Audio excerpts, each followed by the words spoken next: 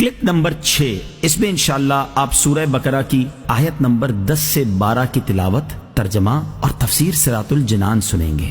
بسم اللہ الرحمن الرحیم۔ ترجمہ: اللہ کے نام سے شروع جو نہایت مہربان رحمت والا ہے۔ فی قلوبہم مرض فزادہم اللہ مرضا ولہم عذاب علیم بما کانوا یکذبون۔ ترجمہ: ان کے دلوں میں بیماری ہے تو اللہ نے ان کی بیماری میں اور اضافہ کر دیا، اور ان کے لیے ان کے جھوٹ بولنے کی وجہ سے دردناک عذاب ہے۔ فی قلوبہم مرض، ان کے دلوں میں بیماری ہے۔ تفسیر صراط الجنان میں ہے، اس آیت میں قلبی مرض سے مراد منافقوں کی منافقت اور حضور پرنور صلی اللہ تعالی علیہ وسلم سے بغض کی بیماری ہے۔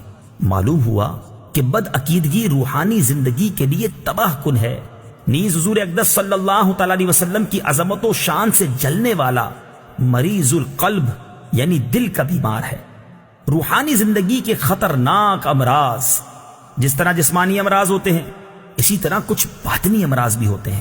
جسمانی امراض ظاہری صحت و تندرستی کے لیے سخت نقصان دہ ہوتے ہیں، اور باطنی امراض ایمان اور روحانی زندگی کے لیے زہر قاتل ہیں۔ ان باطنی امراض میں سب سے بدتر تو عقیدے کی خرابی کا مرض ہے، اور اس کے علاوہ تکبر، حسد، کینہ اور ریاکاری وغیرہ بھی انتہائی برے مرض ہیں۔ ہر مسلمان کو چاہیے کہ باطنی امراض سے متعلق معلومات حاصل کر کے ان سے نجات حاصل کرنے کی کوشش کرے، اور اس کے لیے بطور خاص امام غزالی علیہ رحمت اللہ الوالی کی مشہور کتاب احیاء العلوم کی 3 جلد کا مطالعہ بہت مفید ہے۔ فزادہم اللہ مرضا، تو اللہ نے ان کی بیماری میں اور اضافہ کر دیا۔ تفسیر صراط الجنان میں ہے، مفسرین نے اس اضافے کی مختلف صورتیں بیان کی ہیں، ان میں سے 3 صورتیں عرض کرتا ہوں۔ نمبر 1، ریاست چھن جانے کی وجہ سے منافقوں کو بہت قلبی رنج پہنچا، اور وہ دن بدن حضور پرنور صلی اللہ تعالی علیہ وسلم کی ثابت قدمی اور غلبہ دیکھ کر حسد کی آگ میں جلنے لگے۔ تو جتنا نبی اکرم صلی اللہ تعالی علیہ وسلم کا غلبہ ہوتا گیا اور آپ صلی اللہ تعالی علیہ وسلم لوگوں میں مقبول ہوتے گئے، اتنا ہی اللہ تعالی نے منافقوں کے رنج و غم میں اضافہ کر دیا۔ نمبر 2، منافقوں کے دل کفر، بد عقیدگی اور نبی کریم صلی اللہ تعالی علیہ وسلم سے عداوت و دشمنی سے بھرے ہوئے تھے۔ اللہ تعالیٰ نے ان کی ان چیزوں میں اس طرح اضافہ کر دیا کہ ان کے دلوں پر مہر لگا دی تاکہ کوئی واعظ و نصیحت ان پر اثر انداز نہ ہو سکے۔ نمبر 3، جیسے جیسے شرعی احکام اور نزول وحی میں اضافہ ہوا اور مسلمانوں کی مدد و نصرت بڑھتی گئی، ویسے ویسے ان کا کفر بڑھتا گیا، بلکہ ان کا حال تو یہ تھا کہ کلمہ شہادت پڑھنا ان پر بہت دشوار تھا، اور اوپر سے عبادات میں اضافہ ہو گیا اور جرموں کی سزائیں بھی نازل ہو گئیں، جس کی وجہ سے یہ لوگ بہت بے چین ہو گئے۔ وَلَهُمْ عَذَابٌ أَلِيمٌ بِمَا كَانُوا يَكْذِبُونَ، اور ان کے لیے ان کے جھوٹ بولنے کی وجہ سے دردناک عذاب ہے، یعنی اللہ تعالیٰ اور آخرت پر ایمان لانے کا جھوٹا دعویٰ کرنے کی وجہ سے ان کے لیے جہنم کا دردناک عذاب ہے۔ وَإِذَا قِيلَ لَهُمْ لَا تُفْسِدُوا فِي الْأَرْضِ قَالُوا إِنَّمَا نَحْنُ مُصْلِحُونَ أَلَا إِنَّهُمْ هُمُ الْمُفْسِدُونَ وَلَكِنْ لَا يَشْعُرُونَ۔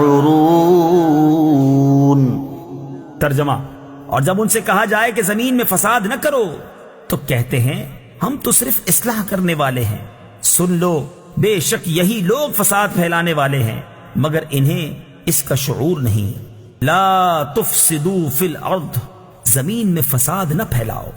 تفسیر صراط الجنان میں ہے، اس آیت اور اس کے بعد والی آیت میں ارشاد فرمایا کہ جب ایمان والوں کی طرف سے ان منافقوں کو کہا جائے کہ باطن میں کفر رکھ کر اور صحیح ایمان لانے میں پسو پیش کر کے زمین میں فساد نہ کرو، تو وہ کہتے ہیں کہ تم ہمیں اس طرح نہ کہو، کیونکہ ہمارا مقصد تو صرف اصلاح کرنا ہے۔